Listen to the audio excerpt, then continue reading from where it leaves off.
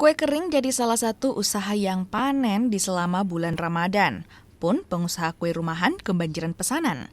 Salah satunya Rahmawati, pengusaha UMKM yang berada di Jalan Mamoa, Kecamatan Tamalate, Makassar ini banjir pesanan.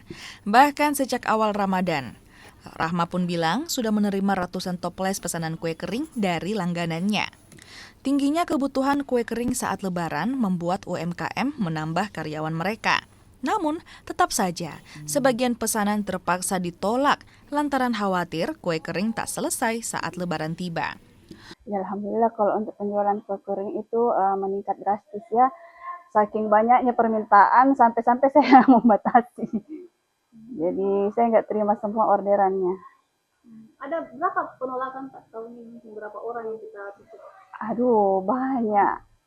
Mungkin sekitar 20 orang. Karena iya satu orang kan yang pesanannya bukan cuma 2-3 toples, tapi ada yang lebih 10, ada yang sampai 20. Wih, satu orang itu. Iya, Terus ini kue-kue yang di sini apa yang paling laku Ibu? nastar.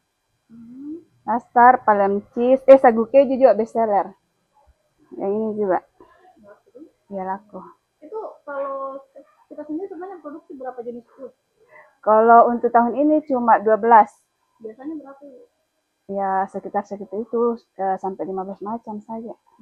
Usaha kue kering Rahmawati memproduksi 12 jenis kue kering, diantaranya nastar nanas, kue sagu keju, coklat menteh, dan putri salju.